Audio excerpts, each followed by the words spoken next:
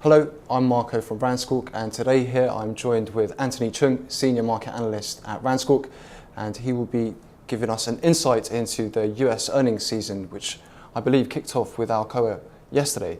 Yep, after market yesterday, we saw Alcoa, kind of the first big company. They get proceedings underway, and yep, their numbers actually a bit of a surprise against street estimates.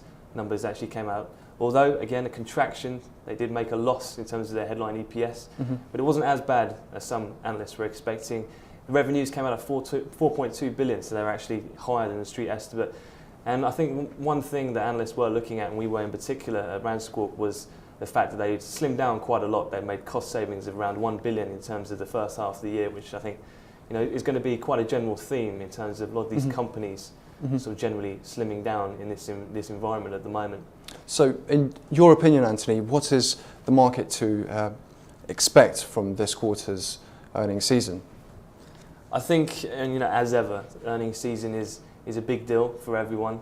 Whether you're a stocks trader, fixed income, or FX, it kind of crosses the boundary at the moment. I think with the earning results at the moment, everyone's looking for, is this economy on the recovery? Obviously, we've seen equities now quite a firm uptrend since the March period, quite an exceptional uptrend, in fact, in terms of the upward moves we've seen across the board. But again, this word of green shoots, obviously people will be looking to this to see whether the equity bounce is going to be sustained or not. And I think we're kind of like on the fence at the moment. It's kind of hit or miss in terms of how this earnings season goes. That's how I feel. Okay. So we'll be watching these very closely, and I think in terms of the numbers themselves, they're going to be obviously under scrutiny, but more so, I think it's going to be a case of general companies' outlooks. I see. I think that's the key here. And I mean, are there any particular sectors that you're going to be looking into to guide your expectations? Yeah, I mean, sort of at the beginning of this process, the beginning of after Alcoa reports, obviously we're trying to place your ideas in terms of sector-wise where we're going to go. I'd just like to bring your attention to this chart here that I have in terms of the S&P 500 and its estimated earnings for Q2. You can see here in terms of across the board, the 10 major S&P sectors are all going to be the clients. There's no doubt about it. We're in a recession. These companies aren't making the profits they were in terms of where we were a year ago.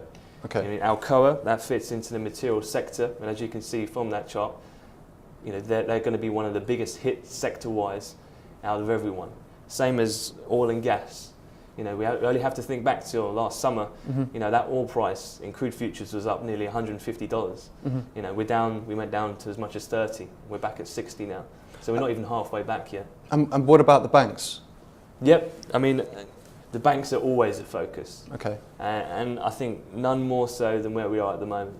I think, with the various plans, injections of money that the US government been putting in, the TARP loans and so on, the Bank of America, Citigroup stories, these are all going to be key questions on, how are these banks faring? We saw comments, you and I both saw them from Citigroup, Bank of America, two of the most, indebted to the government banks, and they said that they had very good starts to the year, January-Feb period.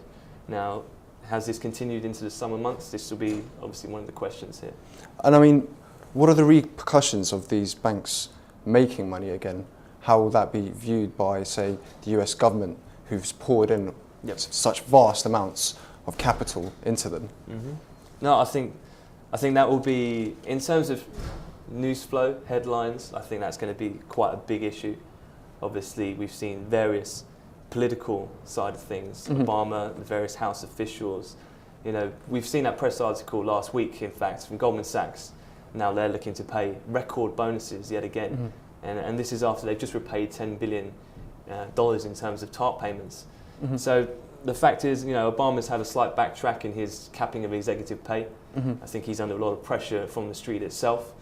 But in terms of the House officials, obviously Barney Frank, Shelby, he's a big anti the sort of Wall Street, and I think you'll hear a lot of soundings out of those guys when they start seeing these big paychecks coming out to these guys again. So I think that will be quite a theme.